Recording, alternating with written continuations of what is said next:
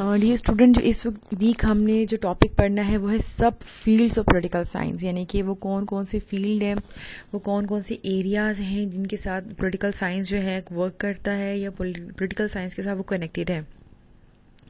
कुछ फील्ड ऐसे हैं जो अब इंडिपेंडेंट एक फुल फ्लेज सब्जेक्ट बन चुके हैं, लेकिन कुछ सब्जेक्ट ऐसे हैं, कुछ फील्ड ऐसे हैं जो आज भी पॉलिटिकल साइंस के अंदर ही फॉल करते हैं।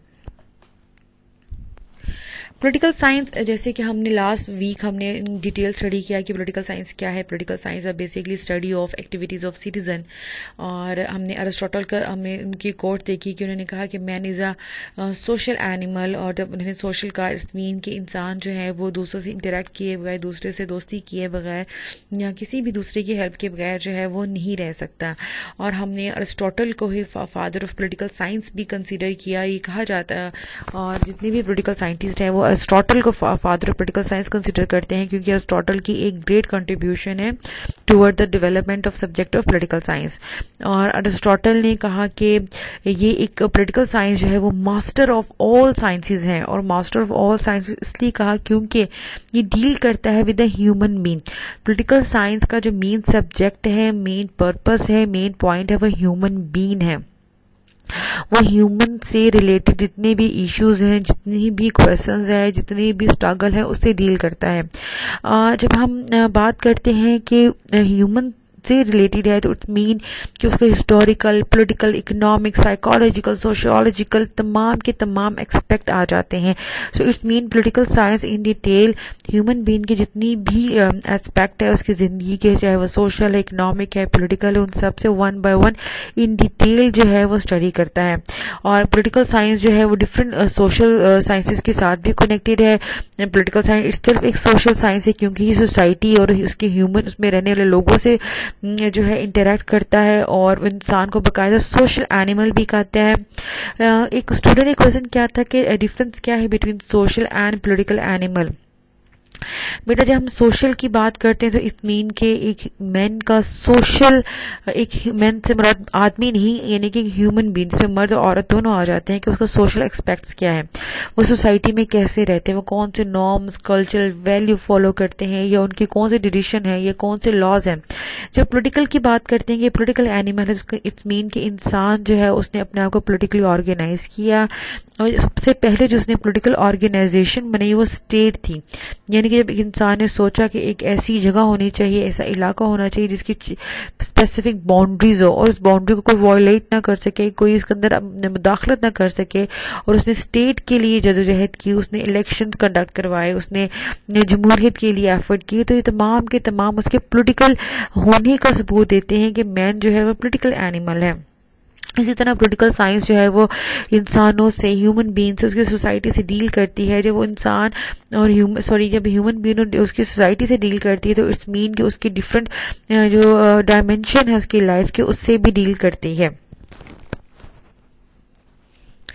पॉलिटिकल साइंस जो है डियर स्टूडेंट, जब हम सब फील्ड की बात करते हैं तो हमें ये बात याद रखनी चाहिए कि पॉलिटिकल साइंस जो है वो एक ग्रोइंग सब्जेक्ट है। वो उसकी जो बाउंड्रीज हैं बहुत ज़्यादा वास्ट है, क्योंकि वो इंसान से और सोसाइटी से और स्टेट से डील करते हैं। जैसे इंसान तरक्की करता है, दिन ब दिन इंसान तरक्की करता जा रहा है, वैसे वैसे पॉलिटिकल साइंस की जो बाउंड्रीज हैं, जो पॉलिटिकल साइंस का डिसिप्लिन है, वो भी जो है बहुत ज़्यादा वसी होता जा रहा है। इसी तरह से इसी वजह से जो पॉलिटिकल साइंस है उसको डिफरेंट जो है वो सब डिवाइडेड है, उसकी सब डिवीजन है, उसके डिफरेंट फील्ड्स में जो है वो डिफरेंट फील्ड्स में डिवाइड किया गया है। वो फील्ड जो है अब स्पेशलाइज्ड एरियाज हैं जिनके ऊपर फुल फ्लेज किताबें हैं, फुल फ्लेज सब्जेक्ट है, जैसे कि national politics, comparative politics, public administration, political dynamics, local government, international relation, public law, different और भी सब्जेक्ट्स हैं जो प्योरली ह्यूमन बीइंग और उसकी स्टेट और सोसाइटी के साथ बिलोंग करते हैं। क्योंकि इंसान जो है जब स्टेट सोसाइटी में रहता है उसका इंटरेक्शन अपनी सोसाइटी में कैसे होता है। जब पॉलिटिकल साइंस ने इस इंटरेक्शन को स्टडी करना स्टार्ट किया तो उसके रिजल्ट में डिफरेंट फील्ड हमारे सामने आई, डिफरेंट सब्जेक्ट हमारे सामने आए, डिफरेंट सब डिवीजन जो है वो हमारे सामने, जिसका स्ट्रॉन्ग रिलेशन था विद पॉलिटिकल साइंस। और पॉलिटिकल साइंस जो है is a subject of full of knowledge, full of information. और ये नॉलेज और इन्फॉर्मेशन किसके बारे में है? ये सोशल साइंसेस के बारे में है। अब देखें, जब हम कहते हैं कि पॉलिटिकल साइंस का सब फील्ड कंपैरेटिव पॉलिटिक्स है, तो कंपैरेटिव पॉलिटिक्स इटसेल्फ एक फुल फ्लेज सब्जेक्ट है, पूरा एक पेपर है जो हम स्टूडेंट को पढ़ाते हैं। पॉलिटिकल डायनामिक है, इस तरह लोकल गवर्नमेंट के ऊपर ढेर बेशुमार रिसर्च है जो हम स्टूडेंट को टीच करते हैं। नंबर 1 जो सब डिवीजन है पॉलिटिकल साइंस की, या सब फील्ड है पॉलिटिकल साइंस की, है वो पॉलिटिकल पॉलिसी। पॉलिटिकल पॉलिसी क्या है? Political policy is basically a course of action adopted pursued by the government party ruler statement. Etcetera statement का मतलब है पॉलिटिशियंस, ब्यूरोक्रेट्स जो आपकी पॉलिसी को लेके चलते हैं। पॉलिसी क्या है? एक सेट ऑफ एक्शन है, कोई कोर्स है, कोई रूल है, कोई रेगुलेशन है, जिसको बकायदा गवर्नमेंट जो है अडॉप्ट करती है। अडॉप्ट का मतलब है कि इसको पहले पार्लियामेंट में पास करवाया जाता है, फिर उसकी इम्प्लीमेंटेशन होती है परस्यूड बाय द गवर्नमेंट, और गवर्नमेंट जो है वो अपने एक्ट जो है, अपना काम जो है उस पॉलिसीज के अकॉर्डिंगली करते हैं। अच्छा, अब उन पॉलिसीज को जो है अगर हम स्टडी करें तो पॉलिसीज़ क्या होती हैं? वो स्टेट को चलाने के लिए पॉलिसी होती हैं। वो गवर्नमेंट कैसे चलेगी, आपकी इकोनॉमिक पॉलिसी क्या होगी, आपकी सोशल पॉलिसी क्या होगी, आपकी पॉलिटिकल पॉलिसीज़ क्या होंगी, ये तमाम का तमाम एक सेट ऑफ पॉलिसीज़ हैं जो कि ऑलरेडी डिफरेंट पॉलिटिकल पार्टीज़ जो हुकूमत में आती हैं, जो हुकूमत बनाती हैं, पार्लियामेंट में जो पॉलिटिशियंस बैठते हैं, इनको जो है वो पास करवाते हैं। इस तरह हमारे पास क्या आती है? पॉलिटिकल पॉलिसी आती है। पॉलिटिकल पॉलिसी एक फुल फ्लेज सब्जेक्ट है जिसमें हम स्टूडेंट्स को ये पढ़ाते हैं कि अच्छा पॉलिसी बनती कैसी है, उसकी इम्प्लीमेंटेशन क्यों ज़रूरी है, ये इफेक्टिव इम्प्लीमेंटेशन क्या है, और कौन सी पॉलिसीज़ जो है वो स्टेट के लिए जो है वो बहुत ज़्यादा बेनिफिशियल है। तो ये सब डिवीज़न किसकी? ये पॉलिटिकल साइंस की है। उसके अलावा ये हमें जो है प्रैक्टिकल पॉलिसीज़ के बारे में बताती है। उसके अच्छा, हम जब पॉलिटिकल पॉलिसीज़ को स्टडी करते हैं तो उसमें डिफरेंट चीज़ें आ जाती हैं कि डिसीजंस कैसे बनते हैं, डिसीजन की इम्प्लीमेंटेशन कैसे होती है, क्यों डिसीजन की इम्प्लीमेंटेशन बहुत ज़रूरी है।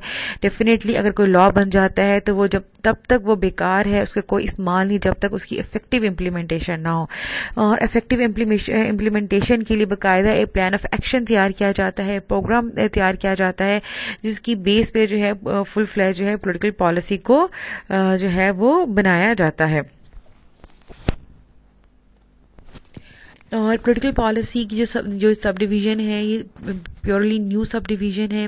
ये एक करंट डेवलपमेंट है पॉलिटिकल साइंस में, जिसमें बाकायदा पॉलिटिकल साइंटिस्ट जो हैं वो ये समझते हैं कि ये इस तरह का कोई सब्जेक्ट पढ़ाना चाहिए जिसमें बाकायदा हम अपनी जनरेशन को, या जो स्टेट होल्डर्स होते हैं जिन्होंने पाकिस्तान कह रहे किसी भी स्टेट को लेके चलना होता है, उनकी पॉलिसीज़, जैसे कि हमारे ब्यूरोक्रेट्स हैं, अगर वो स्पेशलाइज नहीं होगी कि पॉलिसी की इम्प्लीमेंटेशन कैसी होती है तो वो पॉलिसी को इम्प्लीमेंट कैसे करेंगे। इसी तरह पॉलिटिशियंस हैं, अगर उनको यही नहीं पता होगा कौन सी पॉलिसी कंपल्सरी है या कौन सी पॉलिसी बनानी चाहिए तो वो पॉलिसी कैसे बनाएंगे। तो पॉलिसी हम ऐसे देखें, अगर लेट्स सपोज अगर पाकिस्तान को strong and sound economic policies की ज़रूरत है, लेकिन पार्लियामेंटेरियन बैठे सोशल पॉलिसीज़ बना रहे हैं, कल्चरल पॉलिसीज़ बना रहे हैं, जिनकी पाकिस्तान को भी ज़रूरत ही नहीं है, तो वो पॉलिसीज़ क्या हैं? वो बेकार हैं। तो पॉलिटिकल पॉलिसीज़ जो है हमें इन सब चीज़ों के बारे में अवेयर करती हैं कि आपको ऑन द स्पॉट अर्जेंटली कौन कौन सी पॉलिसीज़ की ज़रूरत है और कौन कौन सी पॉलिसीज़ जो हैं वो आपके लिए इम्पॉर्टेंट हैं। Political policy is a subdivision of political science. We all know that, जैसे मैंने को पहले बताया. However, as a policy of government of its department, it is not something new. All government and state in the past had their policies, and howsoever crude or ineffective they might have been. The second point में I'm mentioning that कि जो policy of government है, ये department है, अगर हम इसको past में स्टडी करें तो पास्ट में भी स्टेट की जो भी फॉर्म रही हो या गवर्नमेंट जिस भी किस्म की रही हो, चाहे उनकी पॉलिसीज इफेक्टिव हो चाहे ना इफेक्टिव हो, क्रूड हो यानी कि बड़ी रॉ सी हो, रिफाइंड ना हो, लेकिन पॉलिसीज रही हैं, स्ट्रैटेजीज रही हैं। More over government policy different, और एक स्टेट की जो पॉलिसी है वो हमेशा दूसरी स्टेट की पोलिटिकल पॉलिसी से डिफरेंट होती है। अब पाकिस्तान की जो पोलिटिकल पॉलिसी है वो डिफरेंट होगी इंडिया से, अफगानिस्तान से, ईरान की जो है वो सऊदी अरब से डिफरेंट होगी, तुर्की की है वो अमेरिका से डिफरेंट होगी, यूरोप की जो है वो एशिया से डिफरेंट होगी, एशियन स्टेट से डिफरेंट होगी पॉलिसीज। तो पॉलिसीज गवर्नमेंट टू गवर्नमेंट जो है पॉलिटिकल पॉलिसी वेरी करती हैं। और इसी वजह से क्या होता है, देखिए जब एक स्टेट की पॉलिसी पॉलिटिकल पॉलिसी और होती है, डिफरेंट स्टेट दूसरी स्टेट की कोई और होती है, जब हम इन दोनों को स्टडी करते हैं तो हमारे पास एक अमाउंट ऑफ नॉलेज आ जाता है, हमारे पास नो हाउ आ जाती है कि गवर्नमेंट को किस तरह चलाना चाहिए। गवर्नमेंट को अगर कोई इशू है, अगर फॉर एग्जांपल अगर पाकिस्तान की गवर्नमेंट आज सेम इशू फेस कर रही है जिस तरह की अमेरिकन गवर्नमेंट जो है आज से 5 साल पहले फेस कर चुकी है, तो पाकिस्तान क्या करेगी, पाकिस्तान जो है अमेरिका की उस दौर की पॉलिटिकल पॉलिसी को स्टडी करेगी, उन्होंने उन इश्यूज को कैसे ओवरकम किया। इस तरह क्या होता है, इस सब्जेक्ट से ये हेल्प होता है कि एक तो नॉलेज आ जाती है, आपको एक नॉलेज में इजाफा होता है, यानी कि आपकी इंफॉर्मेशन सब्जेक्ट के अंदर मजीद आ जाती है, प्लस आपको खुद यानी कि एज अ स्टेट एक गवर्नमेंट को ये रियलाइजेशन होती है कि हमने अपने इस इशू को कैसे रिजॉल्व करना है। अच्छा, कुछ गवर्नमेंट्स जो हैं वो अपनी जो पॉलिटिकल पॉलिसीज जो हैं अपनी आइडियोलॉजीज के ऊपर बनाती हैं या अपने कुछ स्पेसिफिक कॉन्सेप्ट्स के ऊपर बनाती हैं। फॉर एग्जांपल अगर हम पाकिस्तान की बात करें तो पाकिस्तान इस्लामिक स्टेट और पाकिस्तान की आइडियोलॉजी है आइडियोलॉजी इस्लाम। तो पाकिस्तान की जितनी भी पॉलिटिकल पॉलिसीज बनती हैं वो इन अकॉर्डिंग्स टू इस्लाम बनती हैं, शरिया लॉज के अकॉर्डिंगली बनती हैं। हम ऐसी कोई पॉलिसीज या ऐसे कोई लॉ नहीं बना सकते जो इस्लाम के अगेंस्ट हो, जो हमारी आइडियोलॉजी के अगेंस्ट हो। अच्छा, और सेकेंडली जो इसमें हम अगर चीज़ स्टडी करें तो पॉलिटिकल पॉलिसी जो है वो गवर्नमेंट टू गवर्नमेंट वेरी करती है। फॉर एग्जांपल अगर डेमोक्रेटिक गवर्नमेंट है जहाँ पे लोग वोट डालते हैं, इलेक्शन से गवर्नमेंट बनती है, वहाँ पे पॉलिटिकल पॉलिसीज अलग होंगी। अगर कोई डिक्टेटर है तो वहाँ पे पॉलिटिकल पॉलिसी अलग होगी। अगर वहाँ पे कोई मोनार्की है मीन्स की किंगशिप है तो वहाँ पर उनकी पॉलिसीज स्टेट को रन करने की अलग होंगी। तो इस तरह जो फॉर्म ऑफ गवर्नमेंट है चाहे वो डेमोक्रेटिक हो, ऑटोक्रेटिक का मतलब डिक्टेटर या वन मैन गवर्नमेंट हो जिसमें जो है एक जैसे हिटलर था, he is autocratic, he is a dictator. Mussolini था वो भी डिक्टेटर था। तो इस तरह के अगर लीडर हो तो उस लीडर के अंदर जो है पॉलिटिकल पॉलिसीज जो हैं स्टेट की डिफरेंट होती हैं as compared to democratic state. Again democratic state में जो आपकी पॉलिटिकल पॉलिसीज़ होती हैं वो बहुत ज़्यादा डेमोक्रेटिक होती हैं, कम्प्रीहेंसिव होती हैं, बहुत ज़्यादा अफेयर से रिलेटेड होती हैं, यानी कि इशू ओरिएंटेड होती हैं। आपकी स्टेट में, आपकी डेमोक्रेटिक स्टेट में कभी भी ऐसी पॉलिटिकल पॉलिसी नहीं बनती जिनकी आपको ज़रूरत ना हो। हमेशा इशूज़, अगर कोई इशू हो, कोई क्राइसिस हो तो उसके अकॉर्डिंगली जो है वो पॉलिसीज़ बनाई जाती हैं। लेकिन अगर हम डिक्टेटरशिप में देखें तो डिक्टेटर या उसके क्लोज फ्रेंड होते हैं वही ऑल एंड ऑल अथॉरिटी होती है, उनके पास तमाम पावर्स होते हैं और वो ही बैठ के जो है स्टेट की पॉलिसीज़ को बना रहे होते हैं। लेकिन डेमोक्रेटिक स्टेट में क्या होता है कि जो पॉलिटिकल लीडर होता है वो इलेक्टेड होता है और वो पब्लिक ओपिनियन के ऊपर जो है पॉलिसीज़ बना रहा होता है, यानी कि जो लोगों की राय होती हैं, जो लोग की ओपिनियन होती हैं, या मीडिया जो बात कह रहा हो, जो सोशल साइंटिस्ट बात कह रहे हो, जो एक्सपर्ट बात कह रहे हो, जो तजिया निगार बात कह रहे हो। फॉर एग्जाम्पल हमारे पास बहुत से ऐसे इदारे हैं जिनकी अपनी अपनी स्पेशलाइजेशन है। कोई न्यूक्लियर के ऊपर स्पेशलाइजेशन रखता है, कोई स्ट्रैटेजिक डिफेंस जैसे चीज़ों पे जो है अपनी स्पेशलाइजेशन रखते हैं। और ये इदारे क्या करते हैं, ये इंस्टीट्यूशन क्या करते हैं, स्टेट को जो है डिफरेंट पॉलिसीज़ बनाने में, डिफरेंट जो है रूल्स एंड रेगुलेशन बनाने में हेल्प करते हैं। और ये सिर्फ डेमोक्रेटिक स्टेट में ही हो सकता है क्योंकि डेमोक्रेटिक स्टेट में ही जो है आपको राय देने की आज़ादी होती है, आप अपनी ओपिनियन दे सकते हैं, आप अपनी राय का खुल के इजहार कर सकते हैं। और जो पॉलिसीज़ होती हैं, जो पॉलिटिकल पॉलिसीज़ होती हैं वो भी लोगों की उमंगों या उनकी जो उम्मीदों के अकॉर्डिंगली ही बनती हैं। अगर हम पॉलिटिकल पॉलिसी को अगर हम इन दी होल देखें तो ये एक पॉलिटिकल साइंस के सब डिवीज़न के साथ साथ एक न्यू सोर्स ऑफ नॉलेज भी है, क्योंकि जब आप डिफरेंट पॉलिसीज़ को स्टडी करते हैं, आप डिफरेंट स्टेट की पॉलिसी को स्टडी करते हैं, तो आपको रियलाइजेशन होती है कि अगर आपके स्टेट को सेम इशू फेस कर रहा है, ये आपकी स्टेट को सेम इशू है, तो उसको जो है वो सॉर्ट आउट कैसे करना है, उस मसले को हल कैसे करना है। तो जो पॉलिटिकल पॉलिसी है वो आपकी स्टेट, आपकी गवर्नमेंट, आपके सिटीजन्स की ओवरऑल वेलफेयर के लिए ही काम कर रही होती है, और ये बहुत इंपॉर्टेंट और बहुत इमर्जिंग सब्जेक्ट है पॉलिटिकल साइंस में। सेकेंड है नेशनल पॉलिटिक्स। ये हम सबको बहुत बेहतर से पता है कि नेशनल पॉलिटिक्स क्या है, यानी कि वो तमाम की तमाम एक्टिविटीज़, वो तमाम की तमाम अफेयर्स जो आपकी स्टेट और नेशन से जो है वो बिलोंग करते हैं, और ये बहुत इंपॉर्टेंट फील्ड है पॉलिटिकल साइंस की, बल्कि मेन फील्ड है पॉलिटिकल साइंस की, क्योंकि पॉलिटिकल साइंस जो है वो डेवलप ही नेशनल पॉलिटिक्स के ऊपर हुआ था। जब हम कहते हैं कि पॉलिटिकल साइंस बात करता है स्टेट की, गवर्नमेंट की, ह्यूमन बीइंग की, सिटीजन्स की, तो इट्स मीन हम उसकी नेशनल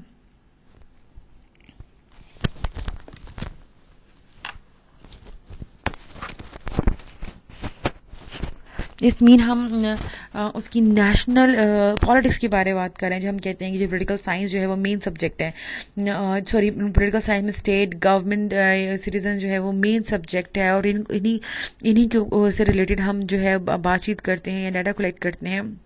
तो इसका मतलब ये होता है कि हम नेशनल पॉलिटिक्स के बारे में बात करें, और नेशनल पॉलिटिक्स में जब हम बात करते हैं तो हमारा मतलब तक गवर्नमेंट कैसे चल रही है, गवर्नमेंट क्यों चल रही है, गवर्नमेंट की फंक्शनिंग क्या है, गवर्नमेंट के ऑर्गन्स कौन कौन से हैं। जैसे कि गवर्नमेंट के 3 मेन ऑर्गन्स है, एग्जीक्यूटिव, लेजिस्लेचर एंड जुडिशरी।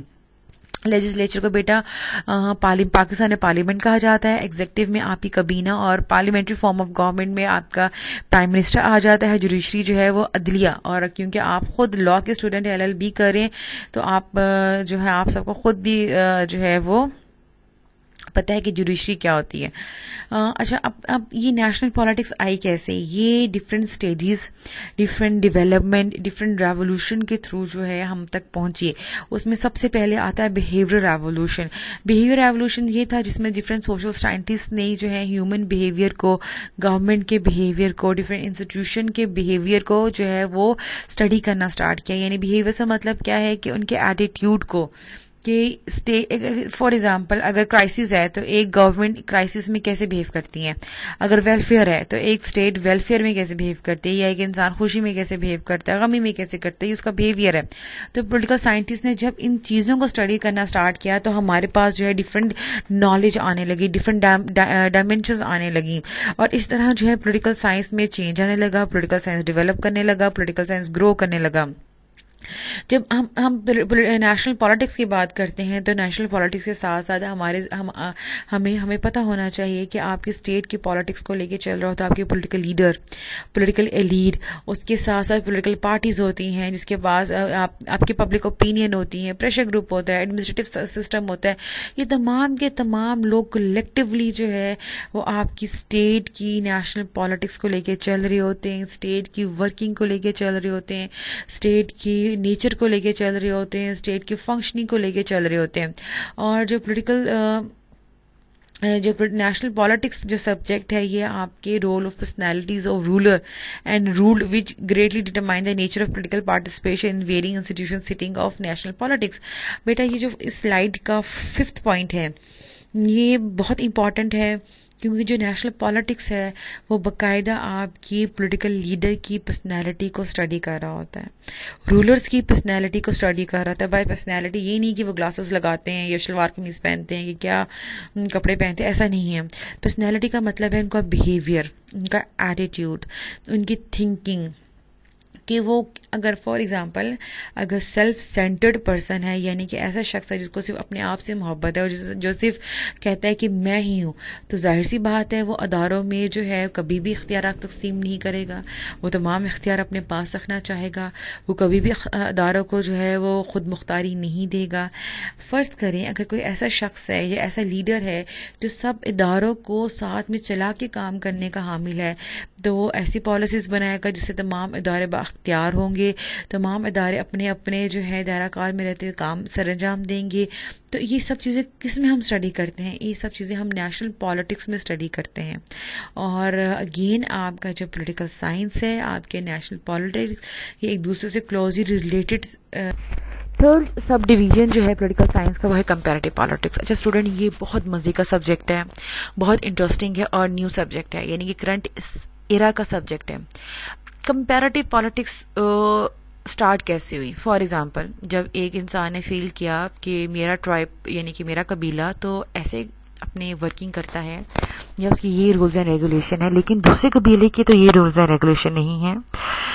जब एक इंसान ने ये नोट करना स्टार्ट किया कि मेरे स्टेट जो है वो इस तरह से काम कर रही है या वो इस तरह से पॉलिसीज बना रही है, लेकिन दूसरी स्टेट इस तरह से पॉलिसी नहीं बना रही, या हमें पता है कि अमेरिका में प्रेसिडेंट के पास ज़्यादा इख्तियारात हैं और पाकिस्तान के में प्राइम मिनिस्टर के पास ज़्यादा इख्तियारात हैं। क्यों? जब एक इंसान ने ये सोचना शुरू किया कि ऐसा क्यों है, किस वजह से है, किस लिए है, और अगर ऐसा है तो इनमें से कौन सी चीज़ बेहतरीन है। जब एक इंसान ने, जब एक ह्यूमन बीइंग ने सोसाइटी के अंदर रहते हुए मुवाजना, कंपैरिजन करना स्टार्ट किया हुकूमतों के दरमियान, रियासतों के दरमियान, अदारों के दरमियान, तो उस मुवाजने से हमें, उस कंपैरिजन से हमें क्या मिला? कंपैरेटिव पॉलिटिक्स मिला। कंपैरेटिव पॉलिटिक्स मीन्स कि जब आप दो स्टेट की पॉलिटिक्स को कंपेयर करते हैं, और स्टूडेंट जब ये कंपैरेटिव पॉलिटिक्स पढ़ते हैं, स्पेशली पॉलिटिकल साइंस के स्टूडेंट, तो बाकायदा अपने थीसिस को इस कंपैरेटिव पॉलिटिक्स पढ़ने के बाद अपने थीसिस में कंपैरेटिव एनालिसिस करते हैं डिफरेंट पॉलिटिकल सिस्टम का, स्टेट का, गवर्नमेंट का, डिफरेंट चीज़ों का। ये अब जो है इतना इम्पोर्टेंट सब्जेक्ट है कि कुछ जो पॉलिटिकल साइंस की जो डिग्री है उसमें ये कंपल्सरी सब्जेक्ट है कि आपने कंपैरेटिव पॉलिटिक्स जो है वो लाजमी पढ़ना है।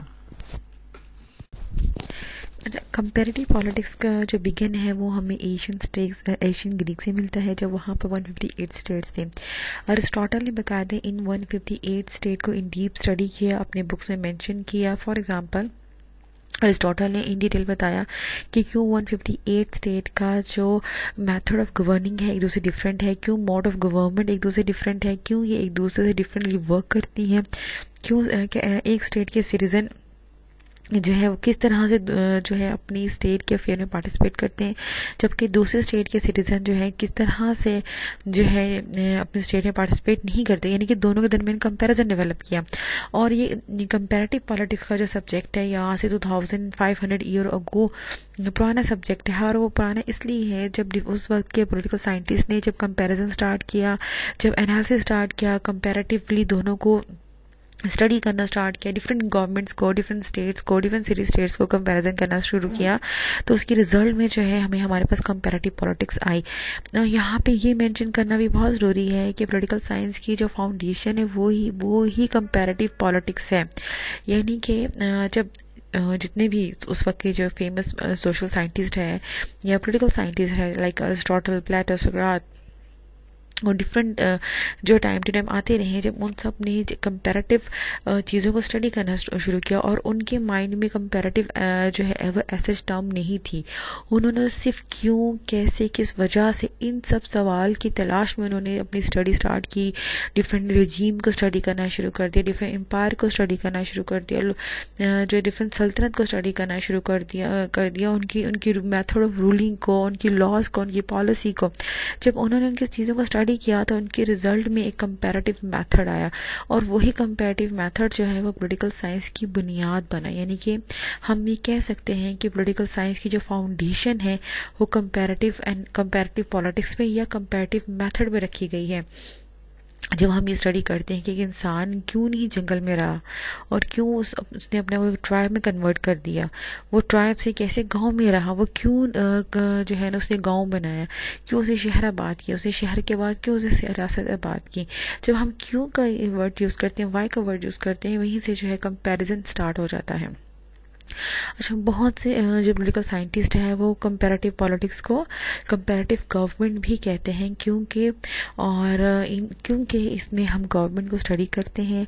और इसमें जैसे कि थर्ड पॉइंट में लिखा है कि for more than 4 century from the 16 to 19 political science was mainly even exclusive study of national politics of various European countries, USA and white dominant of British Commonwealth. But from the middle of 20th century, two factors led to the growth of comparative politics. अच्छा, अब वो 2 factors कौन से थे जब different अच्छा sorry, मैं आपको पहले थर्ड पॉइंट समझाती चलूँ कि 16 सेंचुरी टू 19 सेंचुरी जो है वो पॉलिटिकल साइंस में सिर्फ हम जो है नेशनल पॉलिटिक्स को स्टडी करते थे, और वो भी यूरोप की, अमेरिका की, ब्रिटिश कॉलोनीज़ की। ठीक है ना, वाइट डोमिनेंस का मतलब है कि वाइट डोमिनेंस का मतलब है कि जो ब्रिटिश की कॉलोनीज थी, दैट्स इट। आपको पता है ना, सब कॉन्टिनेंट भी ब्रिटिश की कॉलोनी रह चुकी है जहाँ पे हम अभी रहते हैं। सिर्फ इनकी नेशनल पॉलिटिक्स को स्टडी करती थी, नेशनल पॉलिटिक्स क्या है, क्यों है, किस तरह से नेशनल पॉलिटिक्स जो है वो हल की जाती है। लेकिन 20th सेंचुरी में डिफरेंट ग्रोथ हुई, डिफरेंट फैक्टर्स आए जिसने कंपैरेटिव पॉलिटिक्स को बाकायदा डेवलप किया, कंपैरेटिव पॉलिटिक्स को बाकायदा जो है वो ग्रूम किया, उसके सब्जेक्ट की बुनियाद रखी। लेकिन इससे पहले भी जब एशियन ग्रीक का दौर था, जब सिटी स्टेट थी, तब भी जो है एरिस्टोटल कंपैरिजन करते थे, लेकिन उनको खुद नहीं पता था कि वो एक कंपैरेटिव मेथड को इन्वेंट कर देंगे जो कि बाद में पॉलिटिकल साइंस की फाउंडेशन बनेगी। अच्छा, अब वो तो इम्पॉर्टेंट फैक्टर्स कौन से थे जिन्होंने बाकायदा कंपैरेटिव पॉलिटिक्स के सब्जेक्ट की बुनियाद रखी और उसको बाकायदा एक सब्जेक्ट की शेप दी। उसमें सबसे पहले था बिहेवियरल मूवमेंट, यानी कि इसमें मैंने आपको पहले बताया कि सोशल साइंटिस्ट ने बिहेवियर स्टडी करना शुरू कर दिया, ह्यूमन का, सोसाइटी का। क्यों जो है फॉर एग्जांपल क्यों अमेरिका के people presidential form of government को पसंद करते हैं, या क्यों ब्रिटेन के लोग जो हैं वो किंगशिप को पसंद करते हैं, क्यों ब्रिटेन में जो है वो अभी तक पार्लियामेंट्री फॉर्म ऑफ गवर्नमेंट भी है और उनका क्वीन भी है। ये बिहेवियर मूवमेंट है, उसमें बाकायदा साइकोलॉजिकली लोगों की एटीट्यूड और बिहेवियर को स्टडी किया। जो सेकेंड इंपॉर्टेंट फैक्टर है, the rise of independent national state in the third world का मतलब है under developing state just like Pakistan, और specially after the second world war हुई थी 1939 से 45 तक, और हमें पता है कि 47 में पाकिस्तान भी आज़ाद हुआ था। इसी तरह से वर्ल्ड वॉर 2 के रिजल्ट में बहुत सी स्टेट जो है वो इंडिपेंडेंट हुई थी, वो थर्ड वर्ल्ड स्टेट्स थी, वो इतनी डेवलप नहीं थी। जब ये थर्ड वर्ल्ड स्टेट डेवलप हुई तो उनकी वजह से भी जो है वो कंपैरेटिव पॉलिटिक्स के सब्जेक्ट को बहुत ज़्यादा इम्पोर्टेंस मिली। अब अच्छा, नाउ क्वेश्चंस डैड कि कैसे वर्ल्ड वॉर 2 के बाद कंपैरेटिव पॉलिटिक्स को जो है वो एक ग्रोथ मिली। जब न्यू स्टेट्स आई, स्पेशली थर्ड वर्ल्ड स्टेट्स आई, जब उन्होंने अपने डिफरेंट फॉर्म ऑफ गवर्नमेंट को अडॉप्ट करना स्टार्ट किया तो it's attract the attention of European political scientist और रेस्ट ऑफ द वर्ल्ड कि ये लोग अपने आप को रन कैसे करते हैं, अपनी स्टेट में अपनी पॉलिसीज कौन से इंप्लीमेंट करते हैं, गवर्नमेंट कैसे बनाते हैं। जस्ट लाइक इंडिया और पाकिस्तान जो है एक ही डेट पे आज़ाद हुए थे। अब एक कंपैरेटिव एनालिसिस बनता है कि क्यों इंडिया जो है इकोनॉमिकली पाकिस्तान से ज़्यादा स्ट्रॉन्ग है और पाकिस्तान डिफेंस में ज़्यादा स्ट्रॉन्ग है। तो ये कंपैरेटिव एनालिसिस है थर्ड वर्ल्ड स्टेट्स का जो हम करते हैं, specially after the second world war. अच्छा, कंपैरेटिव पॉलिटिक्स को हम डिफाइन कर सकते हैं, comparative study of variation and difference in the political institution activities of various countries of the world for the purpose of discovering the casual factors which account for these variation. Okay, again मैं इसको study कर रही हूँ, उसको in detail समझा रही हूँ। Comparative study of variation, बदलती हुई चीज़ों का, वेरिएशन होता है जो बदलती हैं, एंड डिफरेंस और जो तब्दील, डिफरेंस का मतलब होता है जो तब्दील हो, एक यानी कि डिफरेंट हम कहते हैं ना, ये डिफरेंट है, यानी कि ये मुझसे डिफरेंट है, इस चीज़ से दूसरी चीज़ डिफरेंट है। इन द पोलिटिकल इंस्टीट्यूशंस जो आपके सियासी इदारे होते हैं, जिसमें पार्लियामेंट आ जाता है, आपकी ब्यूरोक्रेसी आ जाती है, आपकी कबीना आ जाती है, पोलिटिकल सिस्टम पार्टीज आ जाती हैं, प्रेशर ग्रुप्स आ जाते हैं, and activities of various countries और डिफरेंट स्टेट। ये एक्टिविटीज़ कैसी है ऑफ द वर्ल्ड, दुनिया के, for the purpose of discovering. और ये सब करने का मकसद क्या है कि हम डिस्कवर कर सकें क्या एक factors which account for these variation, उन फैक्टर्स को हम डिस्कवर कर सके जिसकी वजह से ये वेरिएशन होती है। अच्छा, मैं इसको दोबारा से उर्दू में सिंपल लैंग्वेज में समझा रही हूँ कि कंपैरेटिव पॉलिटिक्स असल में मुख्तलिफ वेरिएशन जो तब्दीलियों का और जो डिफरेंस जो होता है, जो मुख्तलिफ चीज़ें होती हैं पॉलिटिकल इंस्टीट्यूशन में, अदारों में, और एक्टिविटीज़ जो स्टेट्स की होती हैं उनको स्टडी करता है। न सिर्फ उनको स्टडी करता है बल्कि वो कौन से फैक्टर्स हैं जो ये तब्दीली लेकर आते हैं, ये वेरिएशन लेकर आते हैं, डिफरेंस लेकर आते हैं, उनको इन डिटेल स्टडी करता है ताकि वो, और उसका पर्पस क्या होता है, पर्पस यही होता है ताकि हम एक कंपैरिजन कर सकें। For the proper understanding of politics it is necessary to study the political institution activity in all kind of state और government in the whole world. देखिए, जब तक आप अगर आपने किसी भी स्टेट पॉलिटिकल इंस्टीट्यूशन को समझना है, उसके लिए ज़रूरी है कि आप ये समझें कि स्टेट कैसे काम कर रही है, गवर्नमेंट कैसे काम कर रही है। अगेन, पाकिस्तान में पार्लियामेंट्री गवर्नमेंट है, फेडरल स्टेट है, जैसे यूनिटी स्टेट भी होती है, प्रेसिडेंशियल फॉर्म ऑफ गवर्नमेंट भी होती है। अब हमने डिफरेंट फॉर्म ऑफ स्टेट को, गवर्नमेंट को इन डिटेल स्टडी करना है, उनकी वेरिएशन को, वो कैसे बदलते हैं, वो कैसे तब्दील होते हैं, उनकी रोल्स कैसे बदलते हैं, उनके रोल्स कैसे तब्दील होते हैं, हमने इन चीज़ों को स्टडी करना है। ये स्टडी किसमें करते हैं, ये स्टडी हम कंपैरेटिव पॉलिटिक्स में करते हैं। कंपैरेटिव पॉलिटिक्स को पढ़ने का मकसद ही यही होता है। देखिए, the principal concept of comparative politics is political system, यानी अब सेंट्रल थीम जो कंपैरेटिव पॉलिटिक्स का है वो पॉलिटिकल सिस्टम है, कि किसी भी स्टेट का पॉलिटिकल सिस्टम कैसे काम करता है, कैसे। देखिए, सऊदी अरब है, उसमें किंगशिप है, और अमेरिका है, उसमें डेमोक्रेसी है, लेकिन दोनों के सिटीज़न वेलफेयर हैं, दोनों के सिटीज़न जो हैं अपनी स्टेट की वर्किंग से सेटिस्फाई हैं। क्यों है सेटिस्फाई? ऐसे कौन से फैक्टर्स हैं जिसने जो है यूएई में लोगों को सेटिस्फाई किया है, और ऐसे कौन से फैक्टर्स हैं जिन्होंने यूएसए में लोगों को सेटिस्फाई किया है। तो ये जो कंपैरिजन है, ये क्यों का जो वर्ड है, इसी से कंपैरेटिव पॉलिटिक्स निकलता है, और यही कंपैरेटिव पॉलिटिक्स का मेन आइडिया है। नेक्स्ट जो सब डिवीजन है वो है public administration. Administration means management of affair, चाहे वो पब्लिक हो, प्राइवेट हो, गवर्नमेंट। देखिए, एक गवर्नमेंट जो होती है वो आपके तमाम किस्म के अफेयर्स को जो है वो एडमिनिस्ट्रेशन करती है, उसको मैनेजमेंट करती है आपकी। अच्छा, अब ये एडमिनिस्ट्रेशन और मैनेजमेंट कैसे होती है? एडमिनिस्ट्रेशन और मैनेजमेंट जो है वो लॉज बना के होती है, रूल्स मेकिंग के लिए होती है।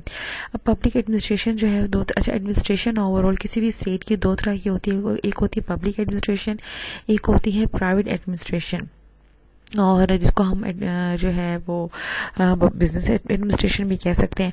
और बेसिकली जो टर्म एडमिनिस्ट्रेशन है ड्राइव हुआ है लैटिन वर्ड से एड एडमिनिस्ट्रेस, जिसका मतलब है to serve, which mean to serve, ये खिदमत करना। Wherever there is a need to management and material, there is a administration, whether it is a house, business, organization or a university or a government bodies. Third point में मैं ये लिख रही हूँ कि आपके रोज़मर्रा के ज़िंदगी के जितने भी मामलात होते हैं उसमें एडमिनिस्ट्रेशन की ज़रूरत होती है, उसमें मैनेजमेंट की ज़रूरत होती है, चाहे वो आपका घर हो, आपका कारोबार हो, यूनिवर्सिटी हो, कोई ऑर्गेनाइजेशन हो, चाहे वो गवर्नमेंट ही क्यों ना हो। तमाम की तमाम चीज़ों को गवर्न करने की ज़रूरत होती है, तमाम की तमाम चीज़ों को एडमिनिस्ट्रेटर करने की ज़रूरत होती है। अच्छा, अगेन जो आज इस स्लाइड में हमने पढ़ा है कि एक तो एडमिनिस्ट्रेशन क्या मतलब है, इसका मतलब है कि मैनेजमेंट ऑफ अफेयर, और एडमिनिस्ट्रेशन दो तरह की होती है, एक होती है पब्लिक एडमिनिस्ट्रेशन और एक होती है प्राइवेट एडमिनिस्ट्रेशन, जिसको हम बिजनेस एडमिनिस्ट्रेशन भी कहते हैं। थर्ड एडमिनिस्ट्रेशन जो है वो लैटिन वर्ड से निकला है। फोर्थ एडमिनिस्ट्रेशन मीन कि मैनेज करना, आपके जितने भी काम है, चीज़ें, घर की चीज़ें, यूनिवर्सिटी है, गवर्नमेंट है, तमाम की तमाम चीज़ों को मैनेज करना। और फोर्थ जो है कि आपकी हर चीज़, चाहे आपका घर है, आपकी यूनिवर्सिटी है, उसको किसी न किसी किस्म की मैनेजमेंट की ज़रूरत होती है। There is also a need to administrator, यानी कि उसको चलाने वाला भी होना चाहिए। एक तो एडमिनिस्ट्रेशन होगी यानी कि मैनेजमेंट होगी, लेकिन एक मैनेजर होता है जो उसकी एडमिनिस्ट्रेशन कर रहा होता है, उसकी मैनेजमेंट कर रहा होता है। अगर हम टर्म पब्लिक एडमिनिस्ट्रेशन की बात करें तो it is used to meaning as a science of administration, as a process of administration.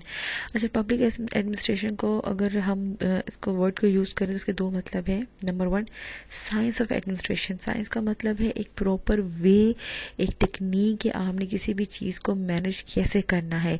और सेकेंड है प्रोसेस ऑफ एडमिनिस्ट्रेशन, यानी कि वो कौन कौन से स्टेप्स हैं, वो कौन कौन से प्रोसीजर हैं, वो कौन कौन से प्रोसेस है जिसके जिसके थ्रू कोई भी चीज़ जो है वो एडमिनिस्ट्रेशन या मैनेज हो सकती है।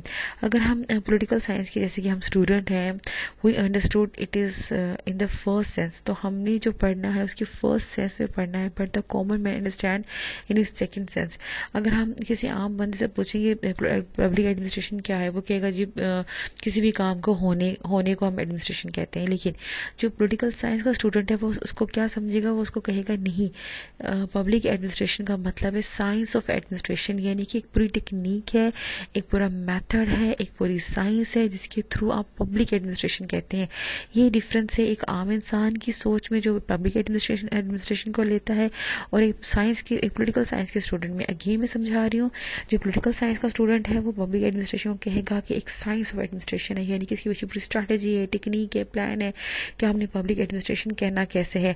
जबकि दूसरा आदमी कहेगा, यानी कि जो आम इंसान है वो कहेगा ठीक है जी, पब्लिक एडमिनिस्ट्रेशन का मतलब है कि हमारा काम हो जाए, हमारे कागजात जमा हो जाए, हमारा किसी जो है कोई फॉर एग्जाम्पल अगर कोई वापडा के दफ्तर गया तो हमारा मीटर लग जाए, ये एडमिनिस्ट्रेशन है।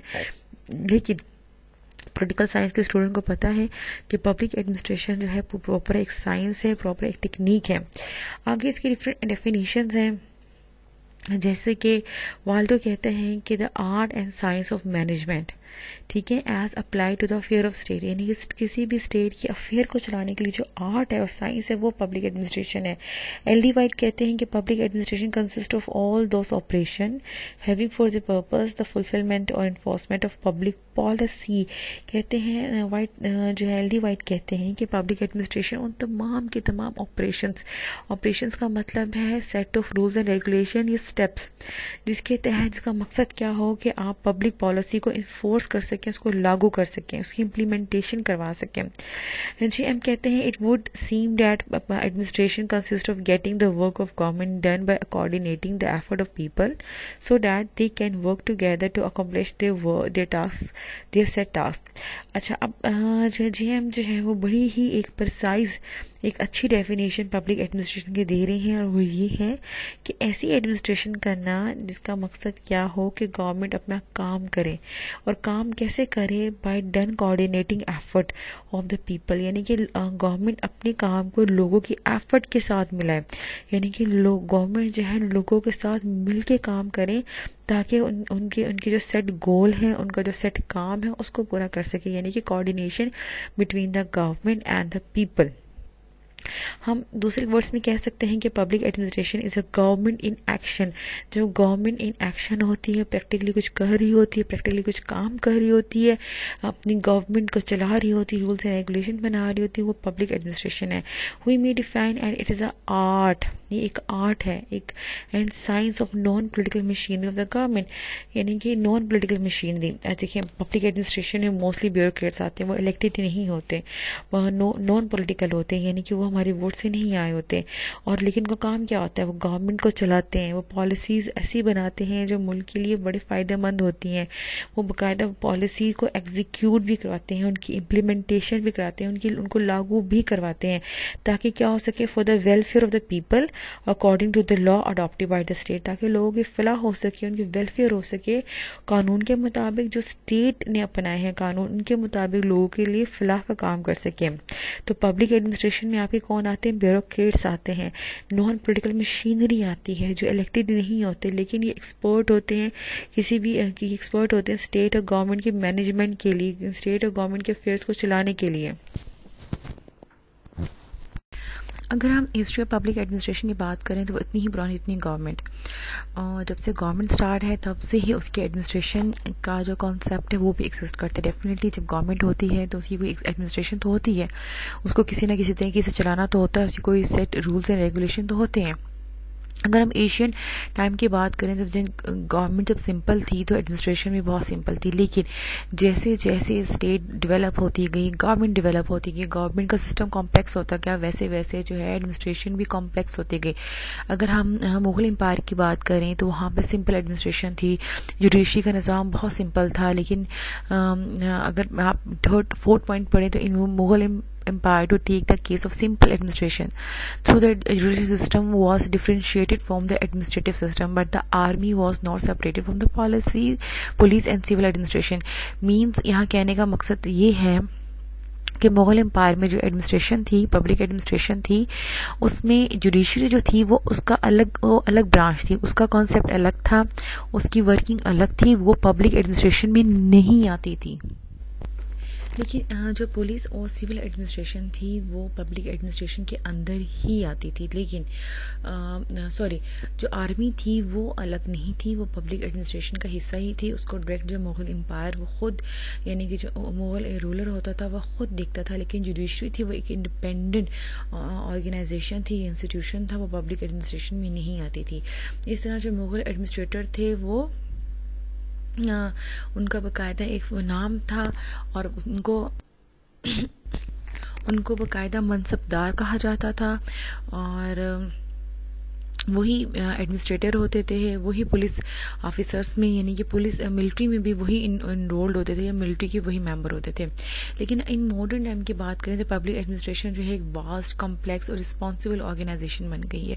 जिस तरह से गवर्नमेंट एक्सपैंड हुई है, कॉम्प्लेक्स हो गई, इसी तरह से पब्लिक एडमिनिस्ट्रेशन का जो कॉन्सेप्ट है पब्लिक एडमिनिस्ट्रेशन यानी वो भी कॉम्प्लेक्स हो गई। अगेन पब्लिक एडमिनिस्ट्रेशन स्टूडेंट्स क्या है, मैनेजमेंट ऑफ पब्लिक अफेयर, कि एक स्टेट जो है वो पब्लिक अफेयर को कैसे चलाती है, उनको मैनेज कैसे करती है, उनके लिए रूल्स एंड रेगुलेशन कैसे बनाती है। अगर हम अगेन इसमें सबसे इम्पॉर्टेंट बात यही है कि जो एक पॉलिटिकल साइंस का स्टूडेंट है वो हमेशा पब्लिक एडमिनिस्ट्रेशन को साइंस ऑफ एडमिनिस्ट्रेशन देखता है, प्रोसेस नहीं देखता। वो उसको पता है कि एडमिनिस्ट्रेशन पूरी एक टेक्निक, एक स्ट्रैटेजी है जिसके थ्रू गवर्नमेंट चलती है, गवर्नमेंट की वर्किंग होती है, गवर्नमेंट अपने टास्क को परफॉर्म करती है। नेक्स्ट जो है वो है एडमिनिस्ट्रेशन एंड पॉलिटिक्स। कुछ जो पॉलिटिकल साइंटिस्ट है ये पब्लिक एडमिनिस्ट्रेशन का ही इसको पार्ट बनाते हैं, लेकिन कुछ उसको इस टॉपिक को यानी कि इस डिवीजन को सबसे अलग डिफरेंटली डिस्कस करते हैं। अगर हम पास्ट की बात करें तो एडमिनिस्ट्रेशन पॉलिटिक्स जो है वो वर्क क्लियरली डिस्टिंग्विश, उसको बिल्कुल अलग रखा जाता था। लेकिन जैसे कि अगर आप सेकंड पॉइंट हम पढ़ें तो politics was believe to be concern with the making of law and policies, while administration deal with the implementation and policies and enforcement of law. पहले एडमिनिस्ट्रेशन और पॉलिटिक्स को अलग अलग समझा जाता था। पॉलिटिक्स का मतलब ये था कि उन्होंने रूल्स एंड रेगुलेशन बनाने हैं, लॉज बनाने हैं। एडमिनिस्ट्रेशन का क्या मकसद था कि उन्होंने जो पॉलिटिक्स रूल्स एंड रेगुलेशन बनाते हैं उसकी इफेक्टिव इम्प्लीमेंटेशन करनी है। मोर ओवर जो पॉलिटिशियन है वो चूजन बाय इलेक्शन है, लेकिन वाइल जो एडमिनिस्ट्रेटर है वो अपॉइंटेड होते हैं। जैसे मैंने आपको पहले बताया जो ब्यूरोक्रेट्स हैं वो बाकायदा जैसे पाकिस्तान में CSS एग्जाम्स होते हैं, कम्पिटिटिव एग्जाम्स के थ्रू बाकायदा अपॉइंट किए जाते हैं। Politician held their office only so long as they were elected. Politician अपने ऑफिस में तब तक रहते हैं जब तक उनका टेन्योर होता है 5 साल 6 साल, जबकि एडमिनिस्ट्रेटर जो ब्यूरोक्रेट्स है वो तब तक रहते हैं जब तक वो रिटायर्ड नहीं हो जाए।